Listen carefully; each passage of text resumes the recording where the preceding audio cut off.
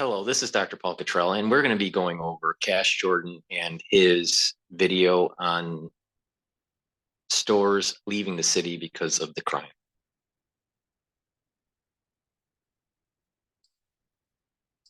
Before we start, please go to my store, the-studio-reykjavik.com, and get all the great products I have. I have ebooks, I have health supplements, follow my health protocol. I also have anti-aging boxes that have been curated, and take a look at my lecture series on pulmonology. It teaches you how the pulmonary system works, different diseases, how they're treated, how they're diagnosed, the pathophysiology, and that way you'll get more informed about how the human body works. It's only for $50. You get 22 lectures, you get 22 PDF files of the lecture slides, and you can download those PDF files. You have access to it, to the classes right after you make your purchase. You'll get an email of your unique password, and you'll be able to log in and take a look at the video that accompanies each PDF. And there are 22 different lectures for only $50. So please go to the store, the-studio-reykjavik.com. And for the ones that are watching, make sure that you subscribe, please, to all three channels on YouTube and the Brighteon, Bitchute, and Rumble channels that I have. All the links are in the description of this video and all my videos. And for the larger channels that do watch my work and find it to be informative, please ask your followers to subscribe to my channels. I am heavily censored on YouTube, as probably you are too. So you understand the censorship and that we are going to be going through tumultuous times. If we do not band together, we will all fall together. So it is important for the independent news at all different levels, at the scientific level, at the geopolitical level, at the domestic level, the international affairs level. So please, we need to all band together and make sure that we cross-pollinate our subscribers to become more anti-fragile. So please ask your subscribers to follow me, and I will do the same. So thank you for your help, and I appreciate it. Let's begin. The fight to try to stop shoplifting and help prevent stores from shutting down. New York Governor Hochul proposing a $45 million effort to stop retail theft and property crime. $45 million. That's a lot of money, but shoplifting here is also up 60% for some reason. After entering the store, police say customers were ordered to get to the ground. The suspects then went to town, stealing about $51,000 worth of high-end merchandise. We had a shoplifter in the store, and we had escorted him out of the store 4 times. The 5th time, he got upset, and he threatened us. In each case, the thieves are in and out quickly, taking off with tens of thousands of dollars in merchandise.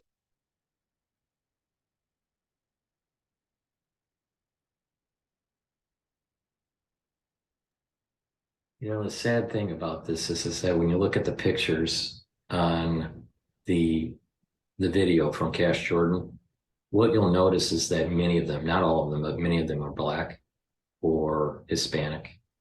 And this is not theft because of hunger.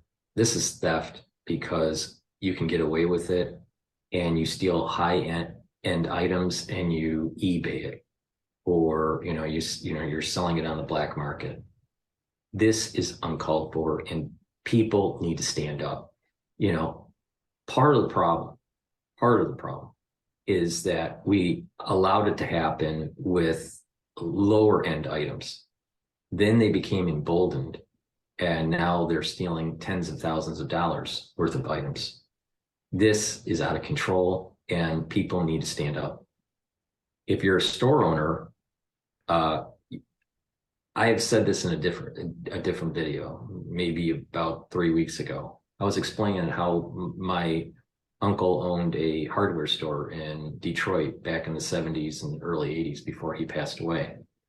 And my younger uncle used to work for my older uncle. And my younger uncle used to be a football player, so he was a pretty big guy. And if the store was robbed, basically my uncle would chase the person down the street with a baseball bat. That's how you handle this. Obviously you get law enforcement involved, but you have to push back while you're waiting for them. And when you push back and you don't take a knee, you don't capitulate, you don't become passive, they will stop. But you got to be engaged. This is part of being an engaged citizen. So take that to heart.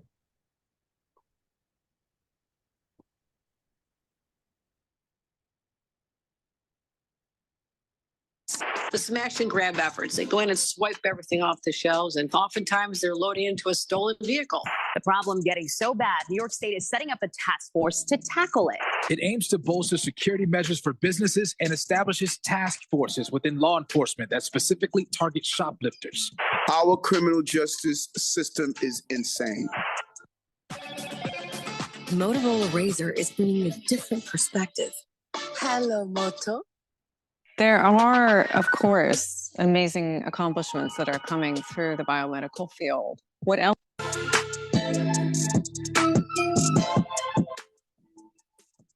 So shoplifting is up 64% in New York, which means that if a store was getting robbed 5 times a day, it's now getting robbed 8 or 9 times a day. And this trend shows no signs of slowing down. And according to a recent survey, 93% of New York City grocers were shoplifted last year. We're talking soap, candles, even the ice cream is getting stolen. And not only is it locked up, they unscrewed the handles, there's a lock on the top, and there's locks on the bottom of every refrigerator.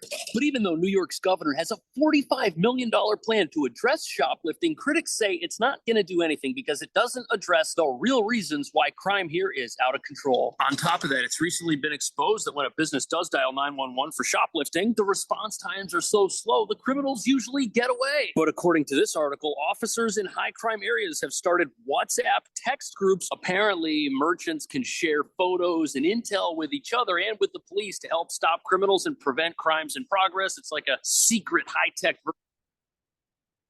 This is the reason why I was saying that you have to sometimes take the law in your own hands while you're waiting for law enforcement, because by the time they get to you, it may be too late. And if you get engaged, you're going to slow down the hubris that these criminals have in repeat robbery of your store. On top of it, you may actually save a life, because these robberies can involve weapons like knives and guns.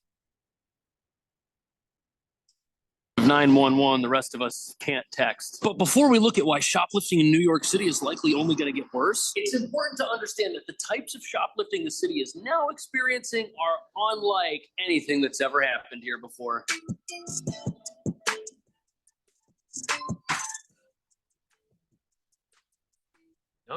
Notice it's all high end, and there's going to be a black market for it, definitely. But not just that. What I don't like about Cash Jordan, even though he has some good information, and I know he's a young guy and all that, but I cannot stand his soundtrack. I cannot stand hip hop, rap music. Now, maybe it's because, I'm Gen X and it was really before my time when rap really became super popular. That was more, you can delineate that some of the rap was coming out in the 80s, but I would say it really took off in the 90s. But I just cannot stand hip hop and rap. I just find it so ghetto, so urban decay. And I think that the music represents really why a lot of these people are acting like hoodlums. It's like a hoodlum kind of music. Now, that sounds maybe a bit harsh, but I just cannot stand hip hop.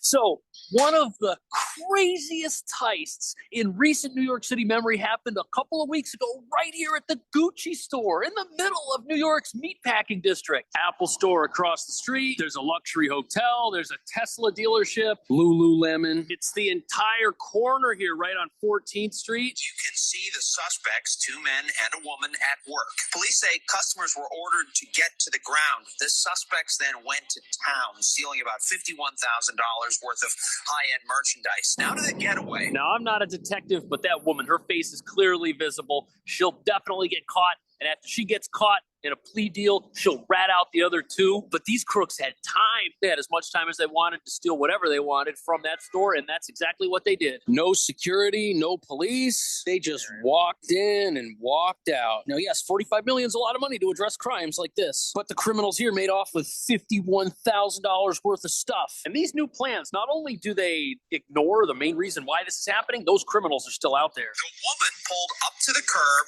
in a black Honda CRV right near the store entrance. Once the men were inside the vehicle, it sped off. Police say the suspects drove through the Lincoln Tunnel onto New Jersey, and from there, we don't know where they went. So the getaway car was actually parked right here, and there's a fire hydrant. This is actually a no parking zone right in front of the store. It's almost like the perfect place to illegally park if you're going to do something else that's even more illegal, and then get away right away because there's no traffic. Although they did almost hit a cyclist at the end of the street. Now, the getaway vehicle they were in was also likely stolen. And what's also crazy is when you look at that security footage, you don't see any flashing lights out here on the street. This was a clean escape. No one was coming to stop these guys. And although the store employees probably called 911, the reason so many stores are closing is because 911 isn't as effective as it used to be. I don't understand this. They have security there. Obviously, security did not want to engage with them because you don't know if they're carrying guns or whatever.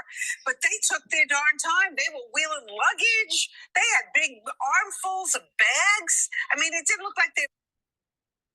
This is why I keep on saying that these store owners and these employees, they need to get engaged. And not only that, they should be given a bonus when they stop the heist.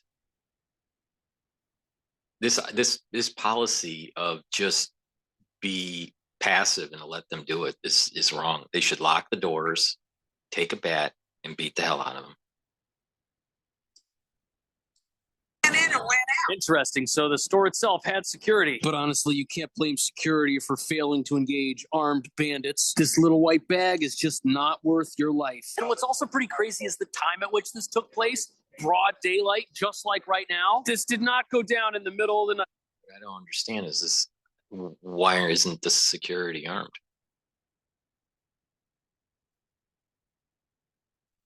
Happened during the middle of the day. They're not worried about police. They're not worried about consequences. They're not even worried about getting caught. And you'd assume that most $50,000 heists involve criminals escaping into the night. But that's not what happened. They just drove down 14th Street. But if you think $50,000 is a lot, the next heist we're going to cover, which also took place this past month, the criminals made off with 5 times as much stuff. Now think about this. I mentioned this on a previous video. Maybe it was the last video, 2 videos ago. But Miss Austin, that's on the committee for the reparations for the governor, just recently joined the commission. She's pushing reparations.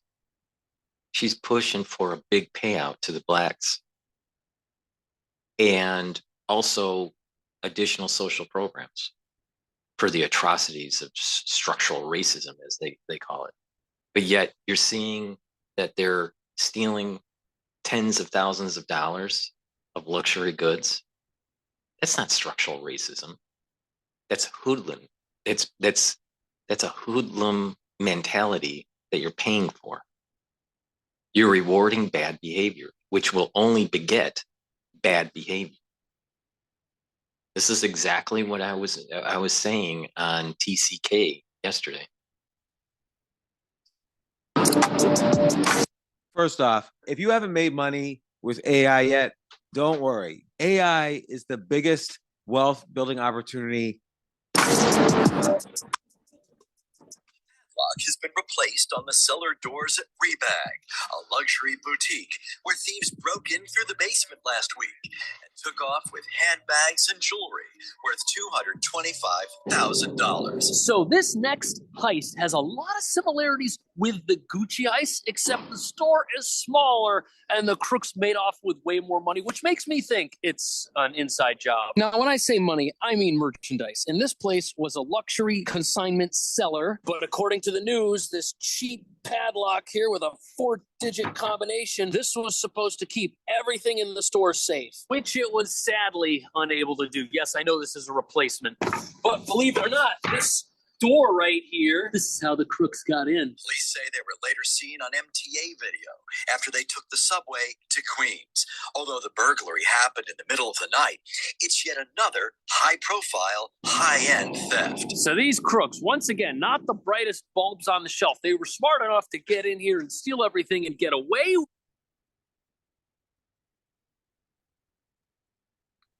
It seems as though the individuals that were stealing from the Rebag store, they looked white or maybe mixed race. Didn't look black at all from the camera. So, you know, it's important to mention that it's not all blacks that are doing the theft. But I'll tell you, from the news and from what you see on the street, most of these crimes are done by blacks.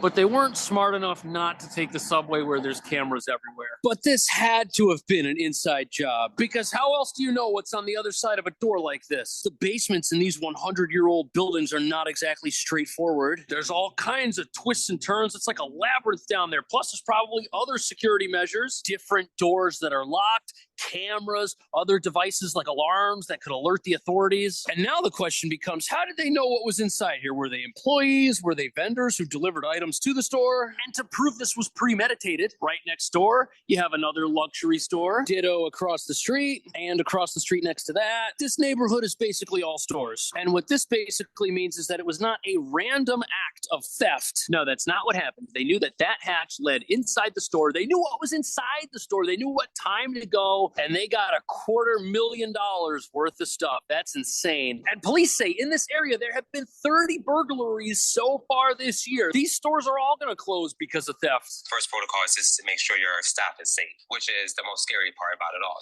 Tommy Torres and his colleague Matty Giolito work at 7 for All Mankind just next door to Rebag. Soho community groups say security's been stepped up, but frustration here is giving way to resignation. So that interview took place at this store, which is next to the store that was ransacked. You got to feel so bad for the people working at a little store like this, putting their life on the line. But the thing nobody seems interested in talking about is that if you steal under $1,000 worth of stuff in New York, it's a misdemeanor. Now, yes, $250,000, that's way more than a misdemeanor amount. But how do you think those criminals got practice working up to those big numbers? They probably gained experience robbing lesser stores for lesser amounts of money. In fact, repeat offenders are so common that 30% of the retail theft crime in 2022 was committed by just 300 people. But unfortunately, repeat offenders don't just target luxury boutiques, which is why the next heist on our list is probably the saddest one of them all.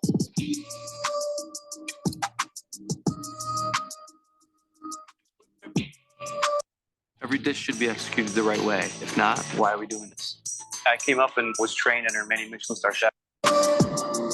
So here we have a small, privately owned and operated bodega / grocery store. These things are all over the place. There's actually one right across the street, which is open and operating. But one of these recently got hit so hard by theft that the people there were terrified and afraid for their lives. And these are places that serve the local community with things everybody can afford. Naomi DeJesus says shoplifting at her Bronx Associated Supermarket's gotten so bad, her employees fear what could happen if they try to stop a shoplifter. Take the shoplifter who came to her store 5 times trying to steal. The 5th time we asked him to leave the store, he threatened to come back with a gun. Now, it's one thing for crooks to rob a consignment store and shut it down, but a place that sells food, this is the type of place a neighborhood relies on. And it's not like the owners of this place are getting filthy rich. The grocery business is a low-margin business. It's not exactly charity. It's still a business, but it's not a get-rich-quick, that's for sure. And the idea that little places like this are targets for armed robbers, that is incredibly frightening, and something has to be done. But the problem is New York City's laws are so lax, there's not a whole lot that can be done to stop criminals from getting emboldened to the levels we've seen. Thankfully, my brother was able to escape towards the end of the store with about 15 to 20 customers, and they locked themselves in a room. This time, we just got lucky. Retail theft is... Here's the problem. I think that that majority, not all, the majority of these people that are doing the stealing probably would not be able to use a weapon correctly, and that with quick action against the thief, that you would be able to subdue them. And so what they're hoping for is that of complacence, and through complacence and fear, they will be able to continue on with their thievery. So I don't buy into this idea that, just hide under the cash register and just let them do whatever they want. I think that people need to be engaged, and when you are engaged and are willing to defend yourself, most of the time these people will leave you alone. That is what I saw in Detroit, and unfortunately, you have a lot of people that are just wussies in New York. And when you have people that are complacent or fearful, people can take advantage of you. So stop being fearful. The same thing is happening with the government. The government wants to put you in fear, and therefore you capitulate. You become passive, and they can take advantage of you. You have to be aggressive and be willing to act when you need to act to protect yourself. That's a long-standing history in the United States. This is a modern concept where people are in a fearful mode, and perhaps movies have made and shows on TV have made people more passive and fearful, where there's like the shock syndrome kind of thing that happens, where they see an atrocity that's taking place in real life, even though they see atrocities in the movies every day or every other day, and they just don't. They're almost like numbed from it, and they just don't react. So people need to become more engaged citizens on how their government is taking advantage of them, but also on how people are breaking the law and being immoral around them. You have to fight back. You have to be active against this activity. You cannot be passive. Now, yes, that means that you're taking some risk, but I would say that the far majority of the criminals out there are not good with weapons. Learning self-defense in many different ways would be probably very prudent, and it may be, it should be mandatory for businesses to teach self-defense for their employees. So these things can be there can be a counter action to the thievery.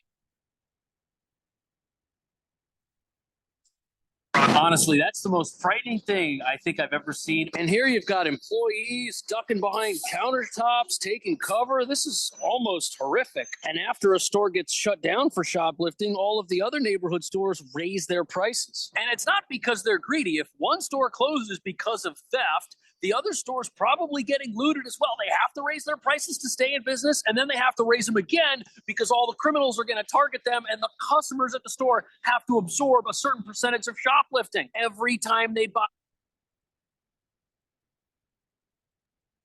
And this is the reason why I've been saying for this idea of reparations is just rewarding bad behavior. They're going to continue on the thievery. So, you know, we need a society that says no. Just like how we said no to Bud Light and then pushing a certain transgender agenda, and how Nike was pushing a wokeism agenda, there needs to be a group of people, a large group of people in the society that is not ideologues, but just common people to push back on this. If you don't push back, it will get worse. It will get worse. This idea of a passive strategy will not work. And lawlessness in the inner cities is gonna just get more intense and worse. And what will happen is that even people that are stuck in the inner city, let's say they can't get out and aren't part of the thievery, these minorities that are stuck in the inner city, their lives are going to get worse. Their lives are going to be less safe. It's going to be more expensive. There's going to be food deserts within certain communities within the city because stores will be leaving. So the services and the products that these individuals in the poor communities were leaning on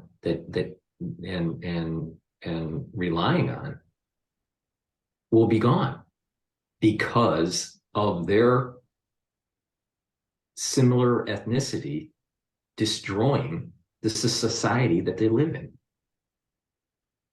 And then only to push reparations at the federal and state level. This is insane what's going on in the United States. And I'll tell you, the ultra-liberal has destroyed this country, destroyed it, absolutely destroyed it.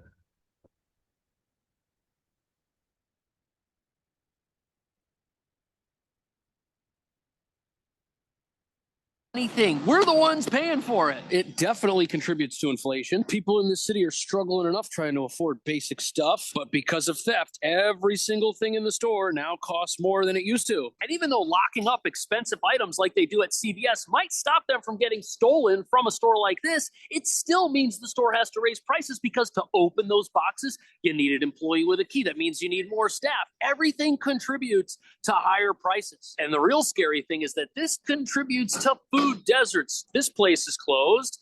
That place is the only one left. Don't expect to buy convenience items across the street. That whole corner is already shut down.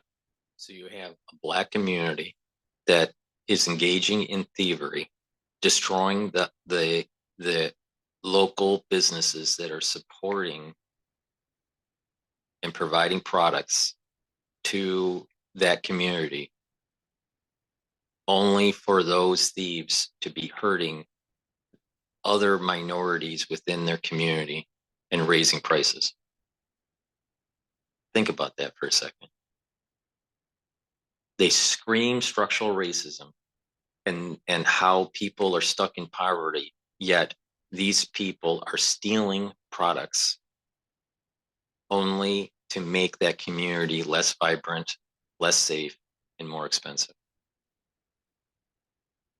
And they want reparations. People in the United States need to wake up. And I'm pretty sure that something similar is happening in Europe and in the UK. Maybe they don't have a reparation kind of component to this like we have in the United States, but there is a lawlessness that is destroying society.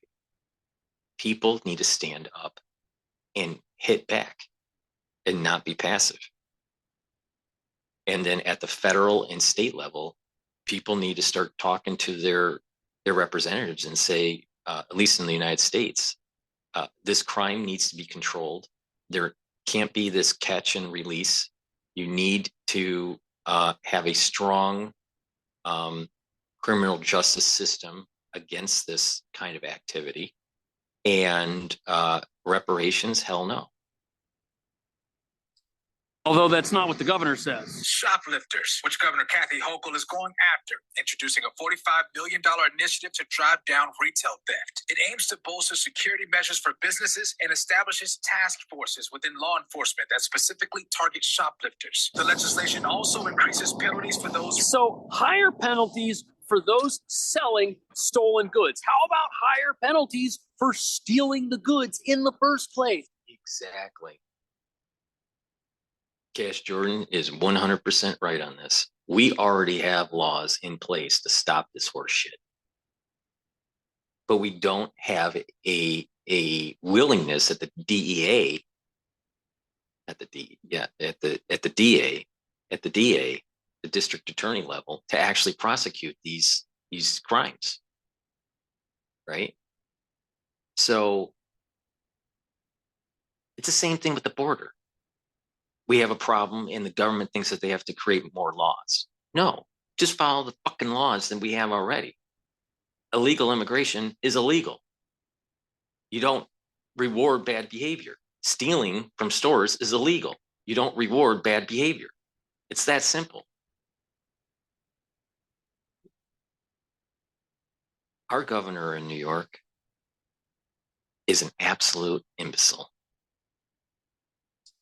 But it doesn't do that. Luckily, it apportions money for police to dedicate to full-time theft prevention, which is definitely something retailers in harder-hit neighborhoods need for sure. But although $25 million sounds like a lot, New York City has a shortage of police. And one wonders what the police will not be able to do if they get pulled off one thing and put on another. You've now got moped gangs roaming the streets, snatching purses, snatching cell phones. Assaults are also rising along with theft. And there's also a $10 million amount that's going to go towards district attorneys so that they can more aggressively prosecute retail theft. But the district attorneys we have aren't prosecuting the crimes that we already have. In this town, even criminal.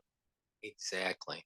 And I actually saw one of the district attorneys, one of the famous ones that are coming out of New York, at a Harvard Club event. He was being interviewed. And the crowd in general was unhappy with him. And it was basically about crime.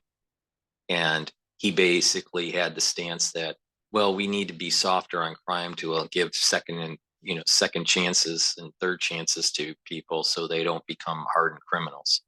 Well, there is, I can see some benefit of that policy if you are trying to rehabilitate the problem. And part of it is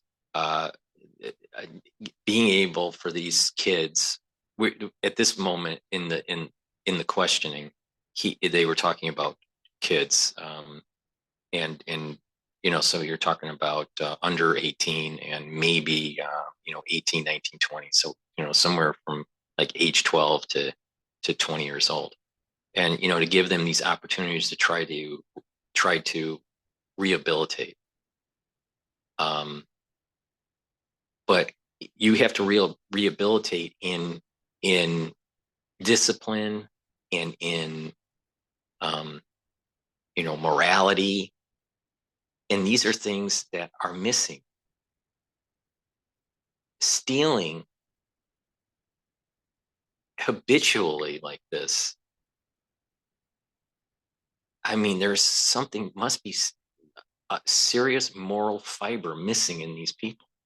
And this is why I keep on saying it's about God, country, and family. If you don't have a good family life that's teaching morality, you're not going to be a productive citizen. You're going to do things that are just antithetical to a productive and a safe society. If you don't have a good family, you're probably not going to have an exposure to religion, and religion teaches morality. Now, if you have a bad home life, you're probably also going to be very anti-government. You're going to probably have this idea of the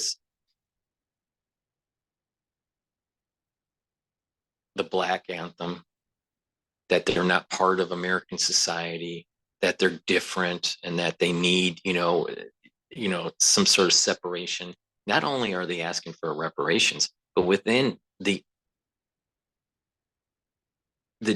Black community that's looking into this issue of reparations and how much to pay, they're pushing also segregation. They want their stance. What I actually heard from Miss Austin was that they feel as though the Black community gets diluted when they integrate into society, and that dilution is weakening the Black community, and therefore that's bad, and there needs to be segregation. Now, it's not forceful segregation like what was happening in the South, before the civil rights movement, but what they're thinking is that they want segregation to create these Black communities, and so it's ushering in ghettos. It's putting in it's you can control people more if they are homogeneous.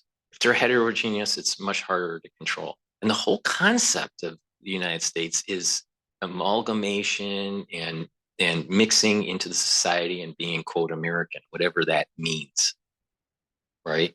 And there's this the right for the pursuit of happiness. It's hard to control people when they're heterogeneous. It's very easy to control when they're homogeneous.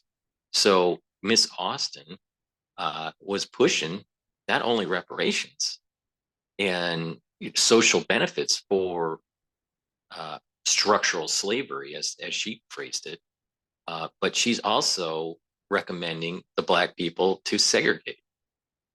That means that they don't become part of the society.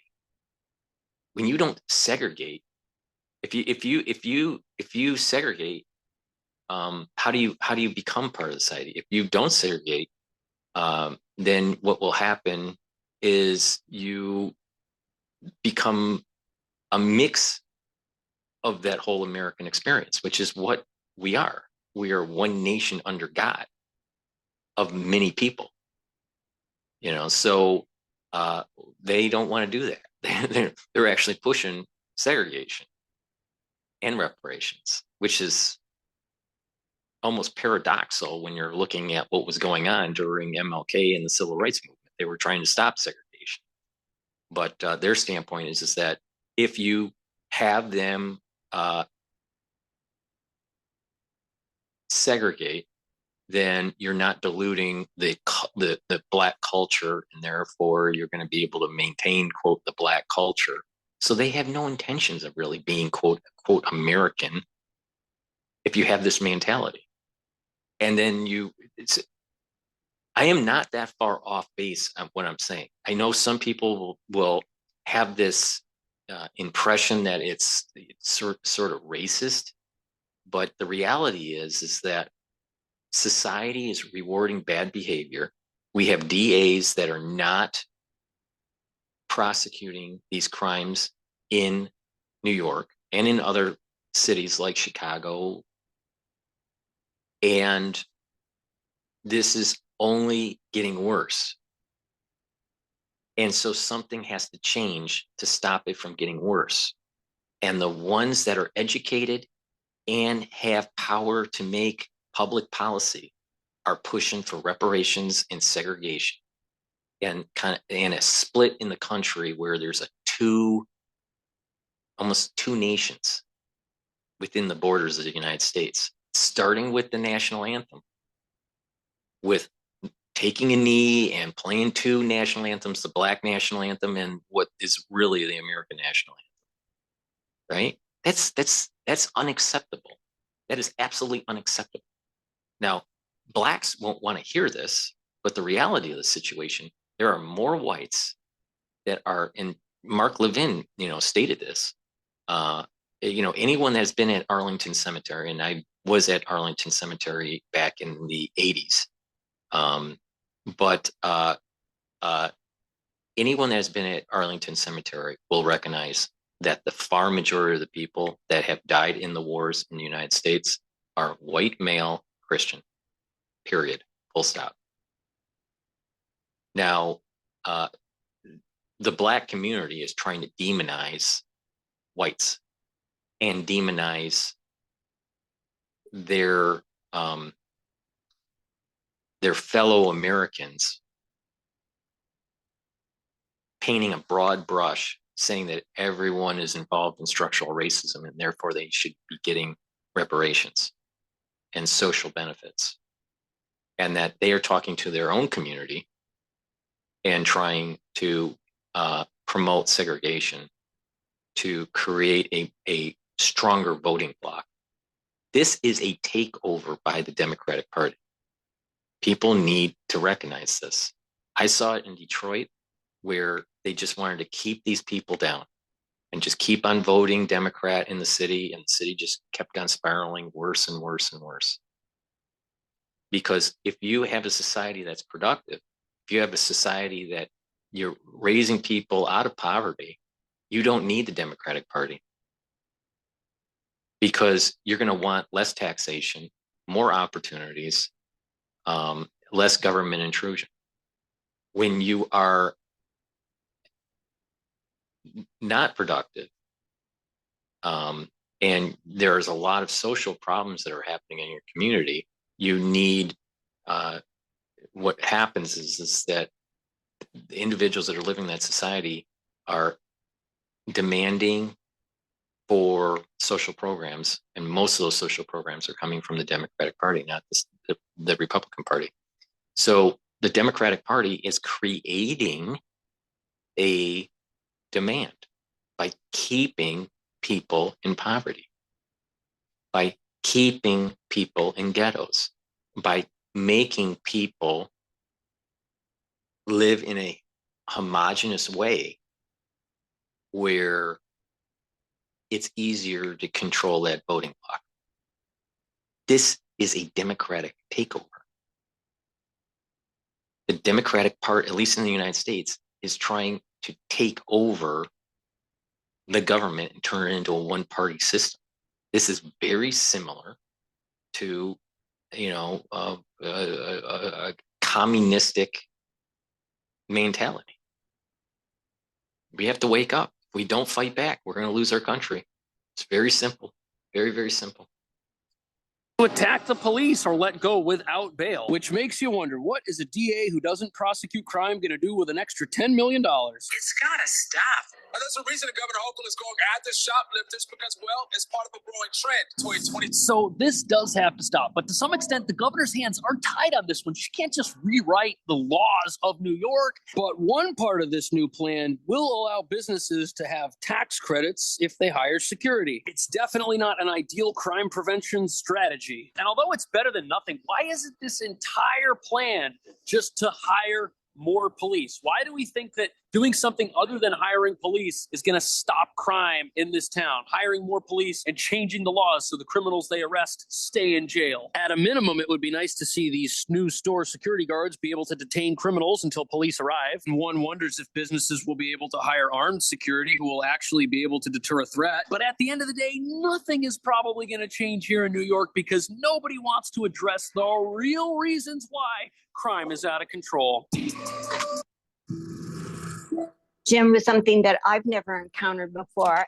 He seemed like a really nice teacher.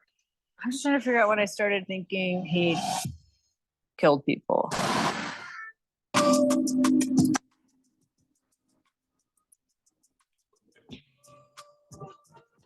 So many critics of New York City are saying that the crime that we're experiencing now all started from laws that were passed back in 2020, specifically bail reform laws that have had a major effect on policing and what happens after somebody gets arrested. And these laws changed how and when judges could impose monetary bail on someone who was arrested. Bail is collateral that you put down in exchange for your return to the court when it's time for your trial. If you come back, you get the money back. But the problem with bail is that not everyone can afford bail. Somebody who's rich and breaks the law can get out of jail, whereas somebody who's poor and may or may not have broken the law also gets arrested.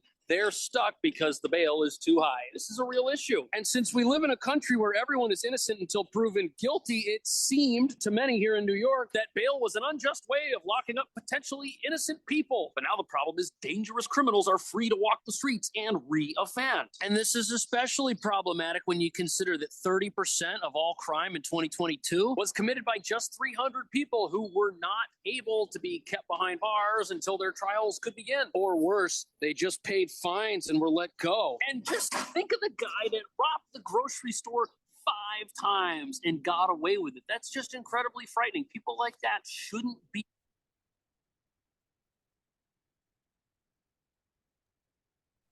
That's why I say the only way to get out of this situation is to fight back. Let me do a product placement here. So please go to my store, the-studio-reykjavik.com, and get the health products that I have. I have great health products. I have blueberry structural nano silver drops in a 100 count. I also have honey and lemon structural nano silver drops in 100 count. And elderberry zinc lozenges, which are larger, in 21 count. And Manuka honey structural nano silver lozenges in the 22 count. So I have great lozenges and drops. We're moving into the allergy season for the spring. So please stock up on the products that I have that will help with allergies, soothe that throat, neutralize pathogens. Also, a great product that you should be using every day is the Max 35 or the Max 14 or the Silver Solution. The Silver Solution is a ppm of 30, Max 35 is a ppm of 35, and the Max 14 is a ppm of 14. You take a teaspoon of it a day, you swish it in your mouth, you gargle with it, and you swallow. It'll neutralize pathogens, and by doing that, your body doesn't have to fight those pathogens, and therefore you will be able to slow down the aging process, but reduce the chances of getting sick. Lastly, it's really important to control your lipid profile. So please go to my store and get the omega-3. It will help to control your LDL levels, and that will improve your cardiovascular health. Please go to the store, the-studio-reykjavik.com, and get the great products that I offer.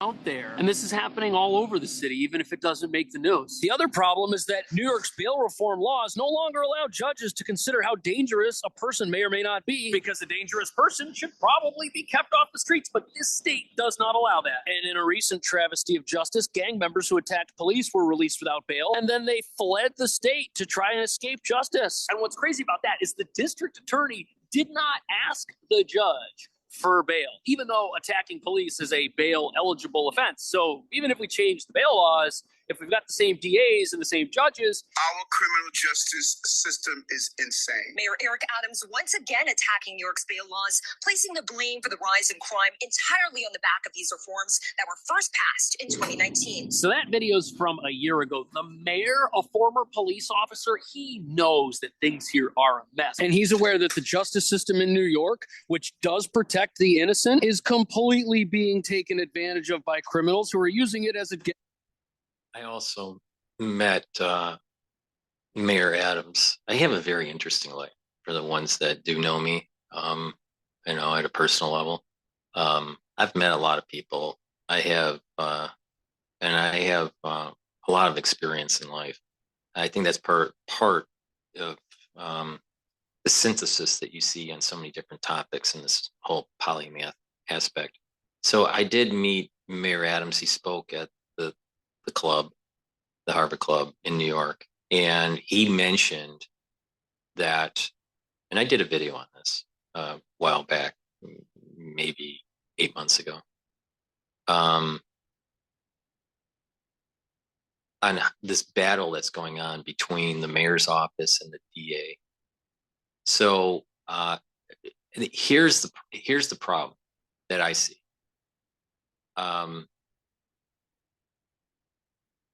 You have offices that are now promoting and elevating lawyers that are Black, male and female, that are having an agenda on how they want to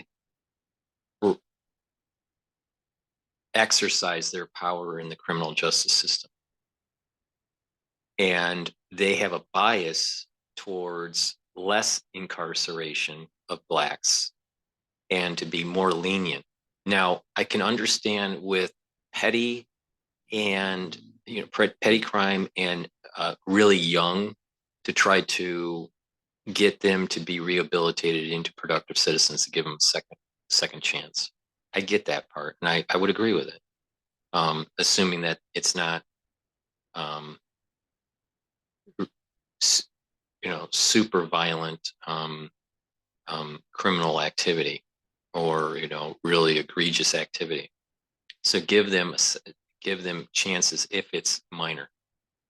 That I would agree with, but this is elevating to a point where it's more egregious, and because of that, with these Black attorneys and Black judges and Black policymakers at the state and local and federal level, there is a softness on crime, which is making the society worse.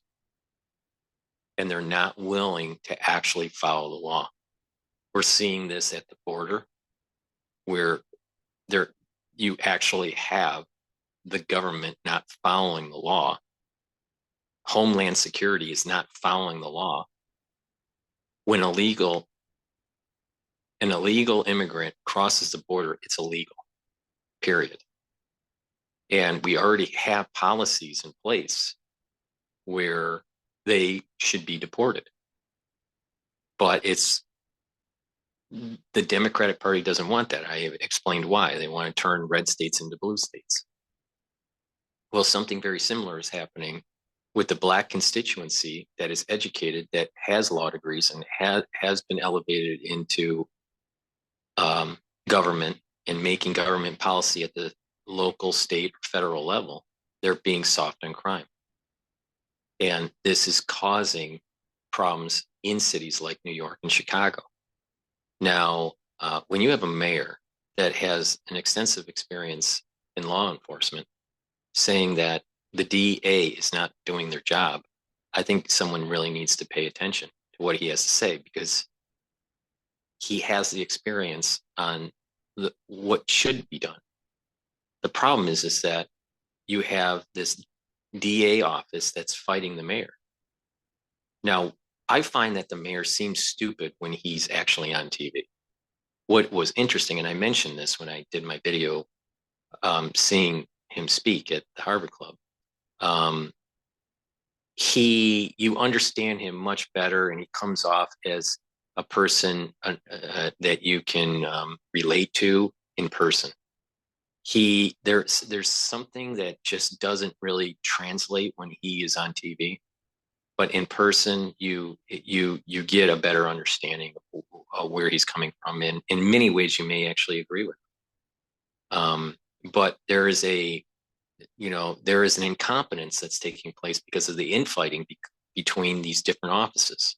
It's getting to the point, though, that the mayor is going to get thrown out because he's not getting the job done.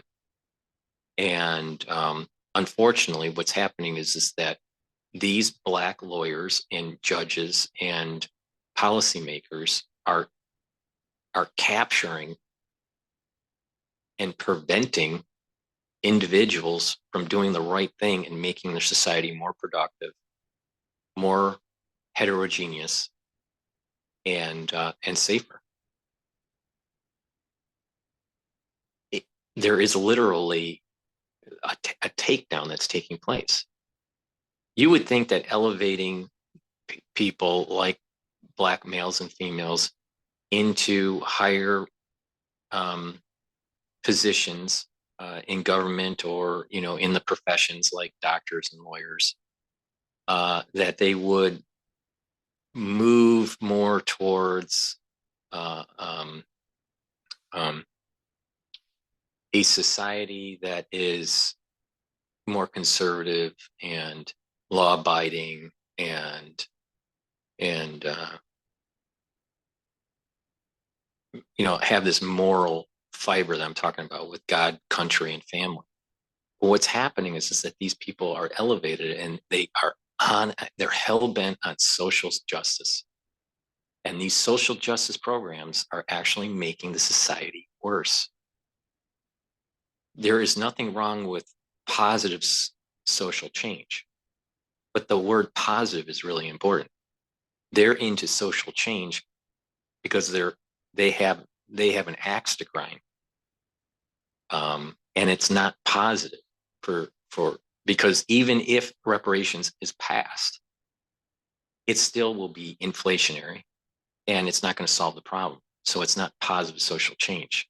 It's actually negative social change. You know, and there's about 10 reasons why. So the key here is that positive social change.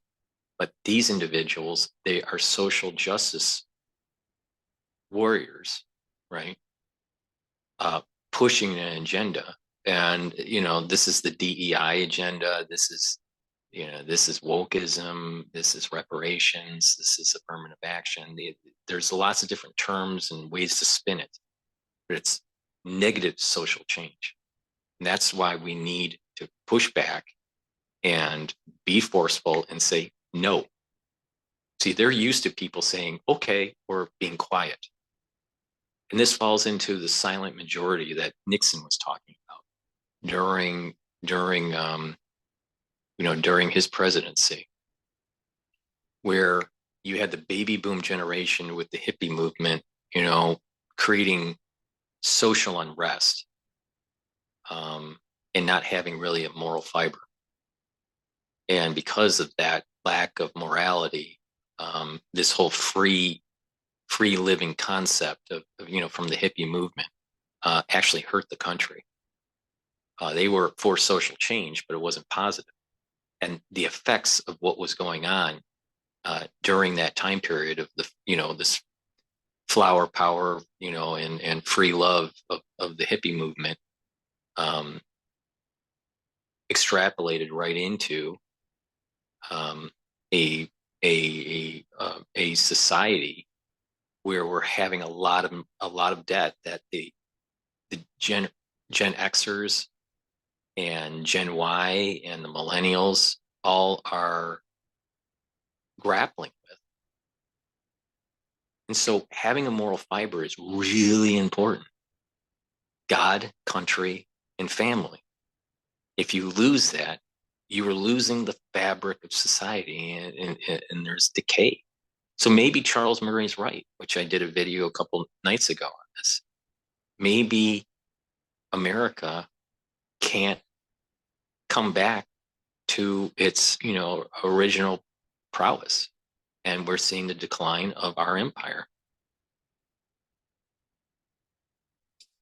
A jail-free card. Recidivists are driving crime in New York City, according to the mayor and NYPD officials. 716 individuals, the NYPD says, are responsible for 30% of... So there you go. 700 people responsible for some of the most violent crimes, just like the 300 people responsible for most of the shoplifting. This is called recidivism. Recidivism means that a person does something bad, experiences a negative consequence, and then keeps doing it. Although if they get released without bail, I'm not so sure what the negative consequence is, or if there even was one. And what that could mean is that laws like New York City's bail reform initiatives, they might be great for keeping the innocent out of jail, but they keep the guilty out of jail as well. And at the exact same time, the streets remain dangerous. And the big question is, how do we protect people who haven't done anything wrong while protecting the rest of us from becoming victims and from having our supermarkets shut down, from having luxury items ripped off the shelves in stores that tourists will come to visit? Let me know. I'll see you in the next video. Thanks for... I think Cash Jordan does an excellent job in terms of really shining a light on what's going on in New York. I think he does an absolute excellent job. So please subscribe to his channel, and hopefully he'll see my shows and ask for people to subscribe to mine. If he likes my work, maybe he doesn't, but I think he does a good job. He's younger, so he has a younger perspective, but I think he has an accurate perspective. I just wish he'd stop the fucking hip hop. So please go to my store, the-studio-reykjavik.com, and get the magnesium and zinc. This helps to boost your immune system. You take it every day. If you're not feeling well, make sure you take a double dose.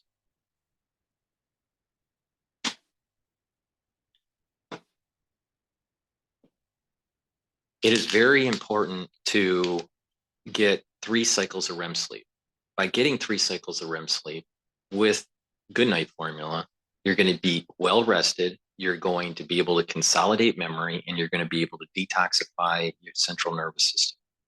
So please go to my store, the-studio-reykjavik.com, and get the Good Night Formula. Get those 3 cycles of REM sleep.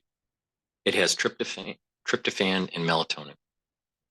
It is really important to also take a probiotic. This one's a pre and probiotic. So please go to the store, get this powdered probiotic. You mix it with your food or with water.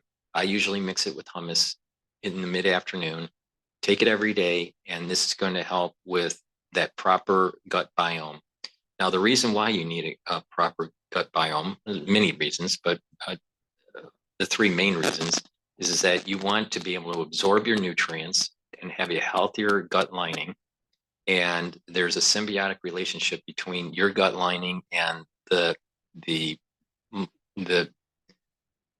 gut biome of different types of bacteria. If it's out of balance, you can get sick.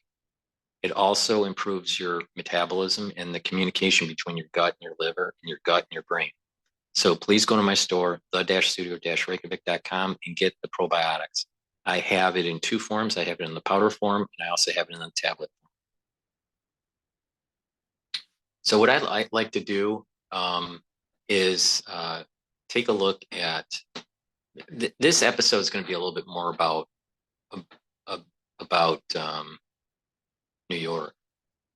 So I want to play a video that Cash Jordan did again. Cancer is a long journey. It's overwhelming, but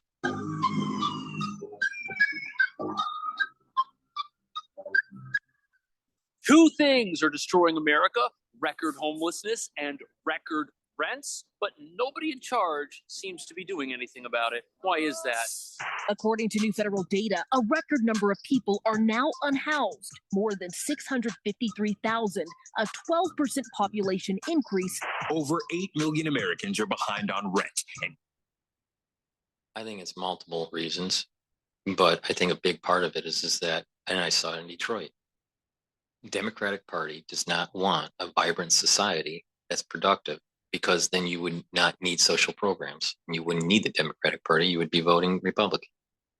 You need, what is happening in society is more and more people, especially in the inner city, need social programs, and the party that provides them are the Democrats. So they're trying to create demand. They're creating a demand curve for voters to vote Democrat. 3 million experienced a rent increase of more than $500. And so when you talk to actual people and you ask them why they're so angry about the economy, they're angry because prices are so much higher than they used to be. This job market is like the craziest that I have ever seen. 55% of unemployed adults said they were burnt out from searching for a new job. If I did not sign a lease, then it would be a $600 increase. How did that feel? I panicked. I absolutely panicked, thinking I'm going to have to move now. A growing national problem that could take decades to fix. So a record number of Americans are homeless while rents are surging. And in New York City this past year, rents hit $5,600 a month. And even in formerly affordable parts of the country, Arizona, Ohio, Texas, Tennessee, rents are skyrocketing in these places as well, which is terrible news for the middle class. But this has been a trend since 2020 in America, and nobody in the country seems to be taking serious action about it, which almost makes it seem like it's happening on purpose. Right now, half of Americans spend between 30 and 50% of their income on rent. And right now, it's harder than ever for people to afford things like gas, groceries, repairs, insurance, and a sudden medical expense could spell disaster for someone's finances. But in order to uncover why it seems like America's allowing its middle class to be destroyed, you've got to understand that nobody's talking about the real reasons why this is actually happening. And once you know what those are, this will all make sense, even if it's a bit alarming.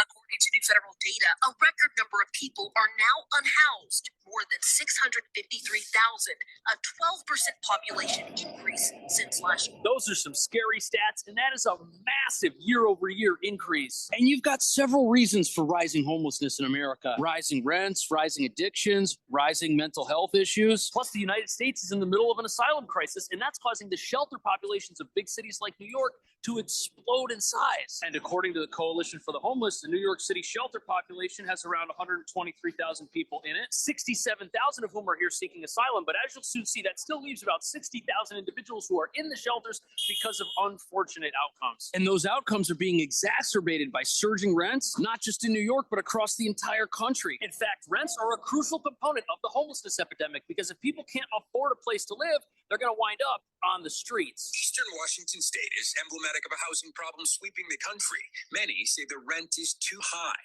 and experts say it's in part due to the high cost of buying a home. A lot of those people considering buying that first home are kind of pressing pause on that search, but they turn around and find that their rent has also increased really substantially. So it's not just New York City with out-of-control rents. The entire country, even Eastern Washington, places that used to be affordable options for folks are just not there anymore. Everybody's getting priced out. Do you rent or do you own here? I rent. You rent? Did it go up? Yeah. That sucks. Not to mention I have to move out at the end of the month. Really? Yeah. And there's two problems with this. First, if people can't buy a home and enter the housing market because prices are too high, what do? They rent. But since everybody's renting, that also jacks up the prices of renting an apartment. And every part of the country is just plagued with housing shortages. We just aren't building enough affordable housing in America for everybody to have a place to live. And you essentially have a situation where everybody's competing for the exact same thing. And there's no sign that that's going to change anytime soon. Naturally, rent is more than 20% higher than the start of 2020, according to Redfin. Over 8 million Americans are behind on rent, and 2.3 million experienced a rent increase of more than $500 in the last 12 months. And look at this. In New York City, evictions are going through the roof. It's very sad, because if you can't pay your rent, you'll end up on the streets. And according to the latest data, 2.3 million Americans have experienced a rent increase of $500 or more in the last 12 months. And as you can imagine, this is putting an incredible strain on the finances of individuals and families, especially when you consider that fewer than half of Americans can afford a $1,000 emergency if it were to happen right now. And now the rent's gone up. What are people supposed to do? How are they going to afford anything? This is terrible. And some people say this is being allowed to happen. If I did not sign a lease, then it would be a $600 increase. So I signed a 6-month lease so that it was a $400 increase. Spokane is a boomtown with amongst the worst housing inventory levels in the nation. So because of the rent crisis and the housing crisis, a lot of families are finding themselves in seemingly unwinnable situations. And yes, going month to month does give you the flexibility to move when you want, which in a tough economy might be a good option to have at the table. But since it's too expensive, it could bankrupt you. And the long-term option, since that's also too expensive, that could also bankrupt you, just not as quickly. It's like in this country, you're screwed whether you sign or not. And of course, it seems like greedy landlords are the only ones winning in a situation like this. But is that really true? Our mom and pop landlords might not make it.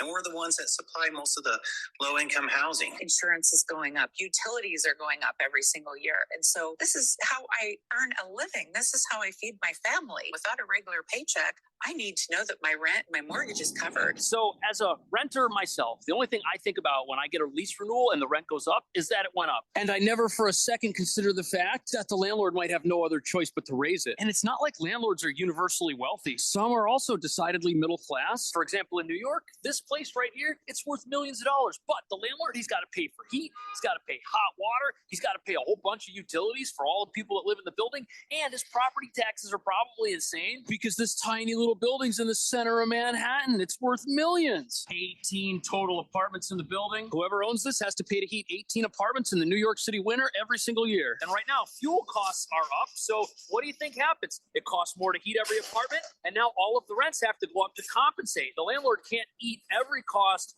forever without it putting them in a bad financial situation. And oftentimes, a property like this can be the sole source of income for a family. Does that mean we should feel bad for landlords who charge way too much money for no reason? No, it doesn't. But it does mean that there might be legitimate reasons for doing so that nobody can avoid. But there's actually a second issue that's making it even harder for people to pay their rent. And experts say it's not going away anytime soon either.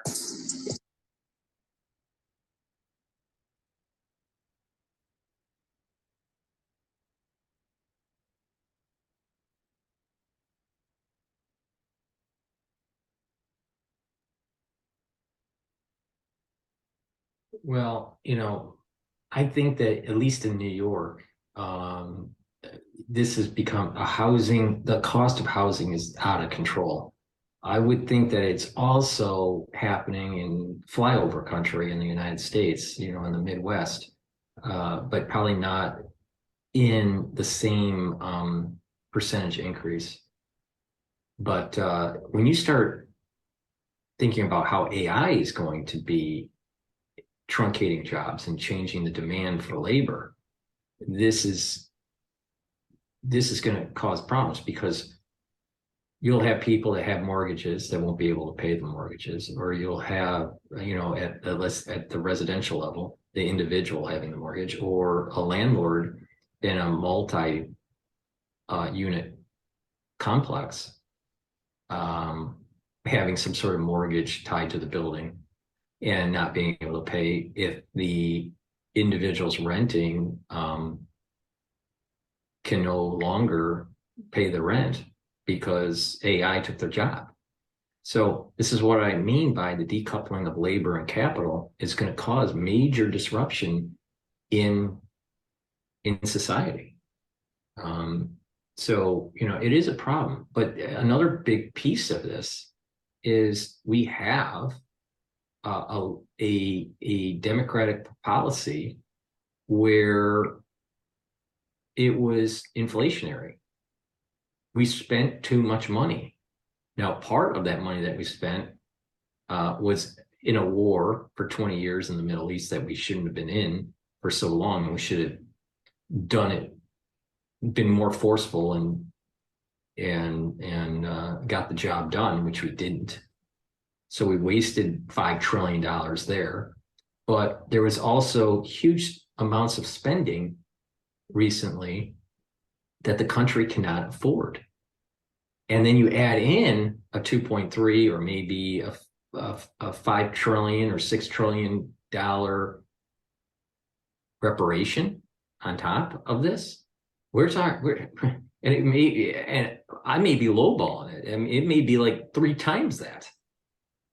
We're going to get to the point where the society cannot afford this anymore. The Democratic Party is destroying America. So, as we go through these stresses in life, please follow my health protocol because if you have some sort of issue with health, you may not be able to afford it going forward. So the best thing you can do is to take charge of your own health and try to boost up your immune system and neutralize pathogens and reduce reactive oxygen species, bring down the inflammation. You have to take charge of your own health because the standard healthcare is going to be too expensive for people. So please go to my store, the-studio-reykjavik.com, and get the silver gel that I have. This silver gel is a structural nano silver gel. It's a dual purpose. I believe in providing products that have dual purpose, but you put it on your hands You put it around your mouth, your eyes, your nose, lightly coat your nostrils, around your ears, and it will stay active for 5 hours and it'll neutralize pathogens. Not only that, you can use it as a skincare product. So it'll help heal cuts, abrasions, minor burns, but you can also apply it on your skin before you go to bed and then exfoliate when you wake up in the morning. You do that on a regular basis and your skin will improve. So please go to my store, the-studio-reykjavik.com, and get the product, the structural nano silver gel. So I also have a great product. It's called C60. It's part of the anti-aging protocol, and it is a product that will neutralize free radicals. All right, it'll soak up the free radicals. Why is this important to take every day? Free radicals will cause cellular damage and prevent your mitochondria from performing as well. So I have it in avocado and in coconut. This one's coconut. I have it in a 2 ounce, a 4 ounce, and an 8 ounce configuration. And by taking a teaspoon of this a day or a full dropper, you will be neutralizing the free radicals and slowing down the damage that free radicals do to your cells. You do this on a regular basis, there's going to be a compound effect, and you're going to start noticing that you're slowing down the aging process. Because a big part of the aging process is an accumulation of free radicals. So take C60 to neutralize those free radicals. Please go to my store, the-studio-reykjavik.com, and get the health supplements, follow my protocol to improve your health, to boost up your immune system, so you take charge of your own health, because if you don't, it's going to be more costly down the road.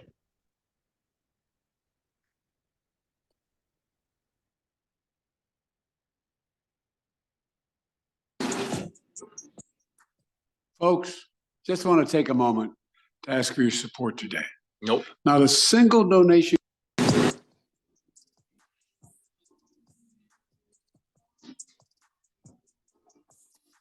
So here we are at a grocery store, and this is where the cost of living squeeze is inescapable, no matter what your living situation is. A cart of groceries today costs way more than it used to, and for America's middle class, that is a big problem. So when you talk to actual people, they're angry because prices are so much higher than they used to be. Grocery prices are up 25%, and there's not really many parts of the household. So not only is the rent up, grocery prices, those are also up. And if your food costs more, guess what? Now you've got less money for rent, which brings us back to the issue of rising homelessness. This contributes to that problem. But the reason rising grocery store prices are such a problem is because most households operate on some sort of budget. And what that means is if the cost of the things that you're buying has gone up, you've got to rearrange the other parts of your life to even out the difference. And you know when you're playing Tetris and you just keep getting the wrong pieces and there's no way to make them all work? That's the predicament that a lot of families are in right now. Everything's going up, and making it all fit together, very difficult. But it's not just outrageous food prices that are hurting the middle class. Pretty much every automobile expense has gone up. Insurance is through the roof. My policy went way up, almost 30%. And that's with no accidents or tickets. And it doesn't help that things like congestion pricing will soon tax every single car on the road in New York. And although New York's the first state to institute congestion pricing, it's definitely not going to be the last, that's for sure. And let's say you want to go out and do something, like maybe you want to go to a restaurant, maybe you want to have a night out on the town. Well, everything that you're doing is now also going to cost more, because the same costs that have gone up for you and me in our personal lives, those are going up for the restaurant owners, for the movie theaters, tennis lessons, everything's more expensive. And there's literally no area of the country, no industry that's getting by without any of this affecting them. And it's just layer and layer and layer of financial pressure on people who are already at their breaking point. I mean, we're talking about 10 years worth of wage growth that we also saw over these last few years. The problem is that, you know, inflation has eroded much of those gains. In fact, since 2020, real gains in America are up less than 1%, which means at best, your job is keeping pace with inflation. Worst case, inflation is outpacing your income. And not only are prices higher when you try to spend your own money, if you need to borrow money for something like mortgage or a loan for your business, the cost to borrow that money, that's also much higher. In fact, right now is actually the worst time to go into credit card debt or to not be making more than your minimum payments, because those rates are just through the roof and people are getting caught caught by surprise. And this is another crisis that's not getting as much attention as it probably needs. But this is America. And what do Americans do when they're down on their luck or when they don't have enough money? They work hard and try to improve their lives. But sadly, now that too is no longer an option for most people. This is the point that I'm making about the decoupling of labor and capital because of AI. Let me do another product placement because this is PNN. Please go to my store, the-studio-reykjavik.com, and get the structural nano silver soaps. These are very high quality soaps. They'll neutralize pathogens. This one is lavender. I have it also in charcoal tea tree and oatmeal spice. And the last one here is peppermint. So please go to my store, the-studio-reykjavik.com, and get the very high quality soaps that I have. It's the idea here is this, it's not just to clean your body, but it's to neutralize pathogens. So there's a dual purpose. It's going to be higher quality than buying Dove. Also, I have partnered up with Rainbow Herbals, and we've created these deodorant bars that are very high quality. They're made from essential oils from the Himalayas, and it is also a dual purpose product. I have it in citrus, and I also have it in peppermint, tea tree, and lavender. These deodorants are for males and females. You use it every day. It's made from essential oils from the Himalayas, very high quality, but they'll also help to detoxify your body. So please use these deodorants. They don't have any aluminum in it, and it's baking soda free. So please go to the store, the-studio-reykjavik.com, and get a couple bars for your family. I offer a lot of great products on my store that will help to boost up your immune system, slow down the aging process, neutralize pathogens, bring down inflammation, help with cardiovascular disease. I also have a great toothpaste. It's going to be the best toothpaste that you can buy. So please go to my store and get the structural nano silver toothpaste. It does not have fluoride in it. So it'll whiten your teeth, freshen your breath, neutralize pathogens, reduce gum inflammation and gingivitis, reduce plaque buildup, and also improve cardiovascular disease. Many people don't realize that cardiovascular disease is parts of cardiovascular disease are linked to poor oral hygiene. So if you have poor oral hygiene, you are increasing your chances of cardiovascular disease and valvular disease. So please go to my store, get the toothpaste. It's a very high quality toothpaste, and you'll be impressed with it, and be a regular a buyer of it. So please go to the store, the-studio-reykjavik.com, and get the health products that I offer.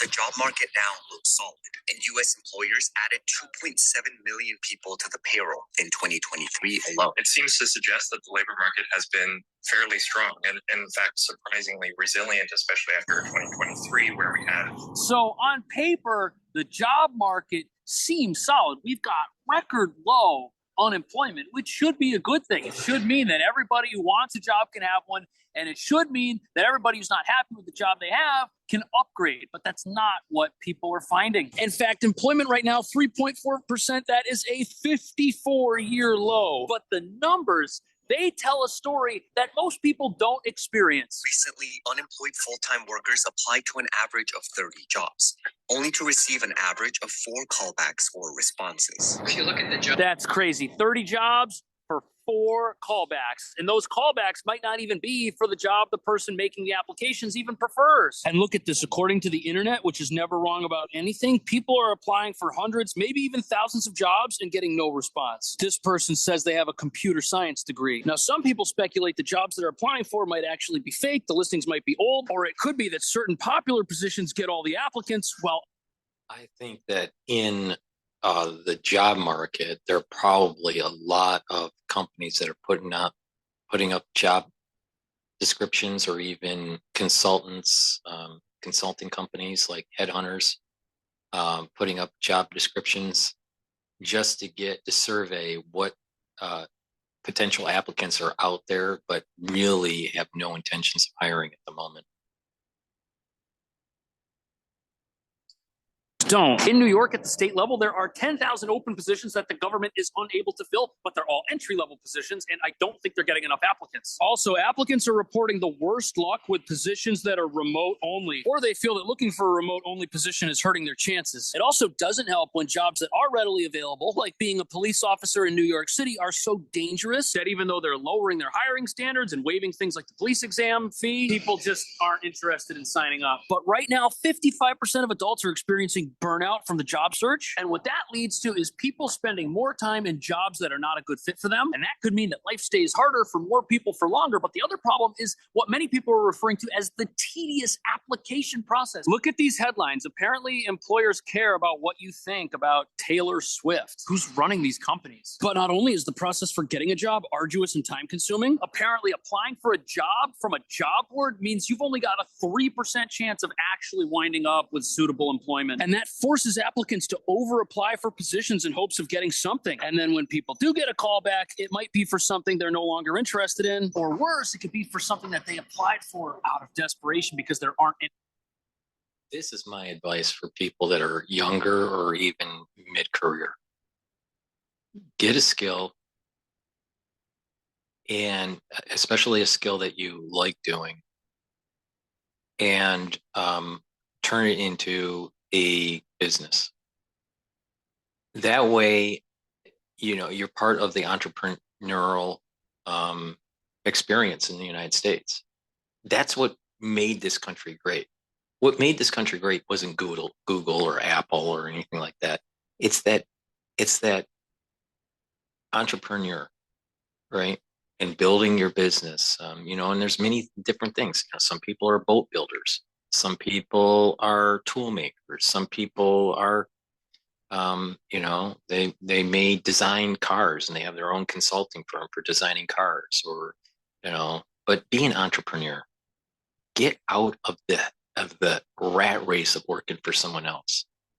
That is the American dream, right? And that's what made America great, right? It's not easy, and there's lots of chance for failure, and you have to work very, very hard, and there's no guarantee of success, and there's many ways to measure success, but it's in my estimation, it's what the backbone of America is. So, find a skill that is transferable into a business, and work as hard as you can to build that business. That's the American dream. Don't get stuck in the idea that you have to be a worker for someone, right? Now, when you're mid-career, you have lots of skills. You just have to assess what you've learned and what you like to do. And you may have to downsize your life to be able to build that business. But this idea of working for someone it's not going to, you can't depend on that. Maybe my father's generation, you could depend on that, but not today.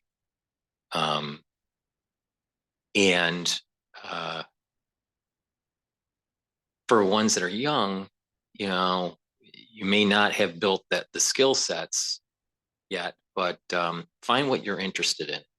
And you may actually, you don't have to fall into the trap of getting too much education, right? I'm highly educated, and I'm too educated. But you can learn at the library, or getting books from Amazon, or learning different skills from YouTube. You can build a skill-based life by learning, and you don't have to do it formally. and you build your business and you try to grow it and expand it and provide more offerings or whatever. That's the American way of doing things. All right. So I know that people, they sometimes want to live the life of Riley and feel a little bit more secure by working at a place like Google or some larger company, and not have to worry about payroll and not have to worry about inventory and all the problems that a business owner has. But you'll have more satisfaction that you're building something for yourself than working for a company to give you a false hope of security. Good options. A 2023 study from Glassdoor revealed that mentions of applicants being ghosted by their prospective employers grew substantially. Often hear from job I seekers. feel like the most depressing thing about this part of the story is that you're trying to make your life better, and it doesn't seem like the people who could help you do it are willing to. But hiring is also incredibly difficult for companies. And because of the internet, one job posting can be seen by thousands of people. And hiring managers everywhere are completely overwhelmed. And if you put up a job, there's just an endless sea of inquiries. And the other problem is that companies, they're not letting people go as often as they used to. So there's very little turnover. They have enough people. Now, some companies will say that they have a worker shortage, but studies show firms are hiring less often and have less turnover amongst their current employees. And that's because a lot of companies are still feeling the pinch from labor shortages of just a couple of years ago. In fact, in the tech world, many companies ended up overhiring, and now they're going through a series of mass layoffs that are affecting the entire country. And as it turns out, more companies than ever are very cautious about hiring somebody to then only have them let go. They'd rather hold on to people for longer, which means less and less job offers are extended to those who apply. But what many people want to know is, why is this happening? Is it intentional? Is it someone's fault? Is America really trying to eliminate its middle class? Is it ever going to help the middle class at some point? Those are big questions.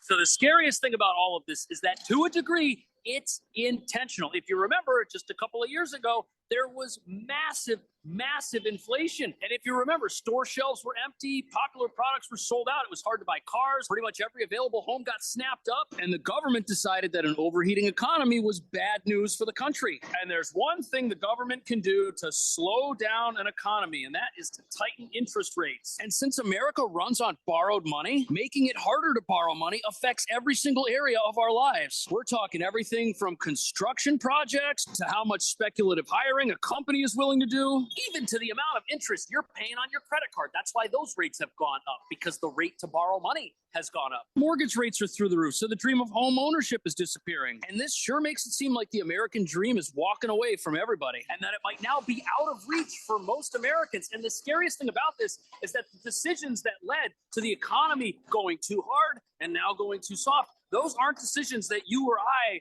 can make. We just react to those things, and we're trapped in whatever the policy result is. But if the past is any indication of the future, these difficult economic times won't last forever. But how long things stay the way they are, that's really up to the Federal Reserve. When they decide to change rates, things that happen in our day-to-day lives, those are going to change too. And for many Americans, the fact that this is an election year makes what happens next very important. And when I look at the city and consider just how much times have changed over the last year or so, it just makes me think these problems, they're so much deeper than the obvious. So what do you think? What do you think the right thing to do is to fix the country and actually help America's middle class in a meaningful way? Let me know. I really appreciate you watching. I will see you. Well, Cash Jordan, Dr. Paul Cottrell thinks that if you have someone that is stealing from your store, you chase them with a baseball bat. And in terms of the job market and the rising prices, I think the answer is to put on the entrepreneurial hat and to assess the skills that you have and move forward and build businesses. And through the emergence of many people doing that, you're going to have a more vibrant and more stable economy. It's not going to be easy, and it's going to take time. but this over reliance of working for a large corporation, I think, is starting to sunset. With that said, please go to my store, the-studio-reykjavik.com. I have a great product, a new product. It's a pulmonology series of classes for only $50. So go to my store, click classes, click the pulmonology module, and for $50, you'll get a password, and that will give you access to 22 lectures with PDFs that can be downloaded or read online. And you will see a video that accompanies each of the lecture slides.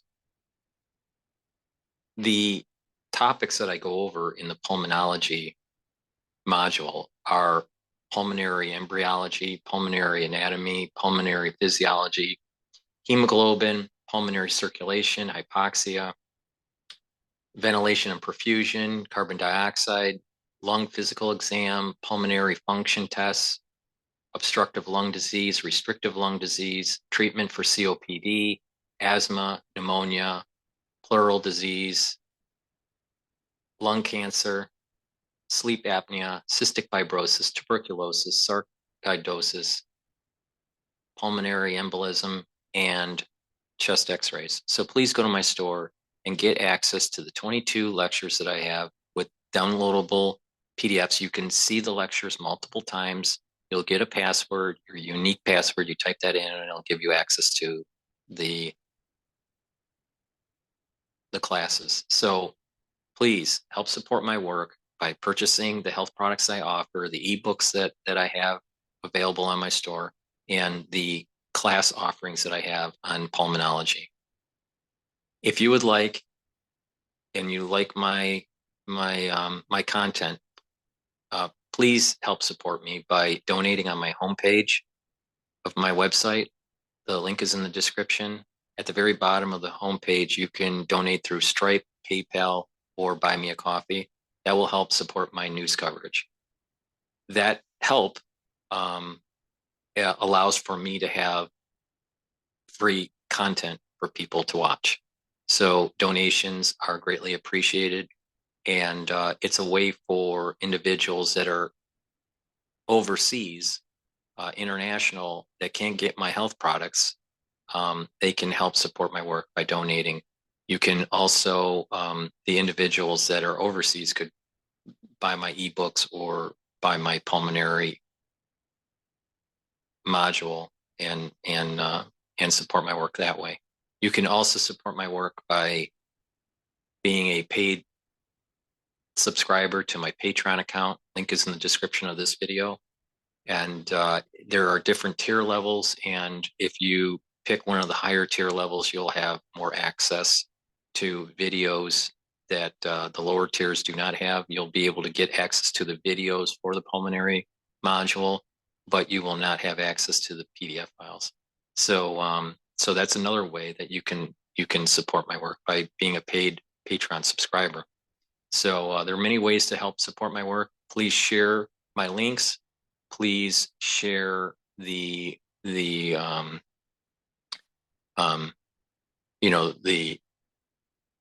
social media that I do on X and GETTR.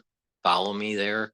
I'm heavily censored, so you following me and subscribing to all my channels will help spread the word and get more people informed, especially when we go through the tumultuous times that are starting to emerge. Thank you for listening and have a nice day.